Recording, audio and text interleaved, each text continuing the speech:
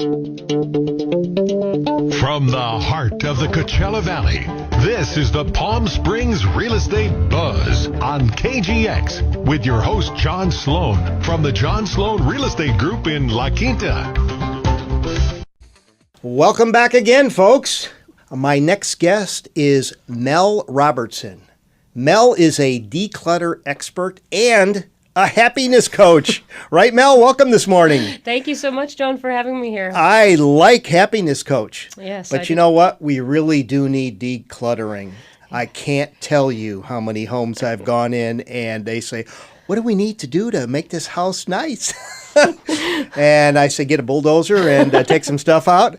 So tell us about your business. Yeah, absolutely. So I created decluttering spaces because actually I was a really cluttered, messy kid growing up. Yeah. And I had also experienced a lot of trauma. And those experiences led me to get help at a really young age. And that help was really being introduced to yoga and mindfulness. And being introduced to yoga and mindfulness at such a young age, it taught me how to be present for all that pain and all those resentments and all those limiting beliefs that I was carrying around. And as a result of being willing to be present for my life, what happened naturally as a result, totally unexpected, wasn't expecting to ever get clutter-free, but what happened as a result was I just naturally started to purge my life and get free from the clutter that was, just holding me down. Yeah. And so it happened naturally, and it was just like, well, I want to be able to help people because it's my premise and my belief that it's our birthright to be happy and to experience abundance I agree. in Yes. all areas of our lives. Mm-hmm. And I believe that clutter is anything that keeps you from that because clutter is just a symptom. True. And clutter means that you have to deal with it as well, whether it's emotional clutter, whether it's physical clutter, whether it's clutter. Exactly. It accumulates because we avoid it, we resist it, and we deny it. Yeah.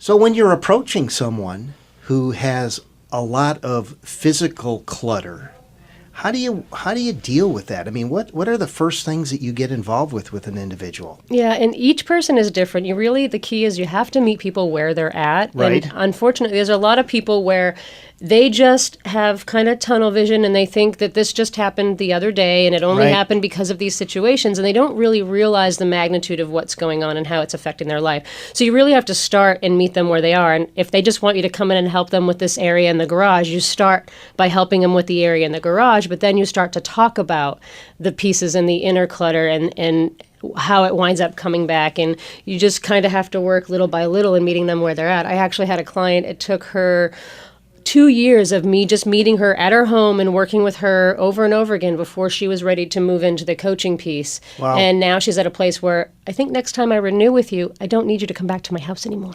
I can do this on my own. How nice. And that's what I want for my Sure. clients because we all can do this on our own. It's just we have to be shown how to show up for Your ourselves. mindset's got to change. Yeah. Without a doubt.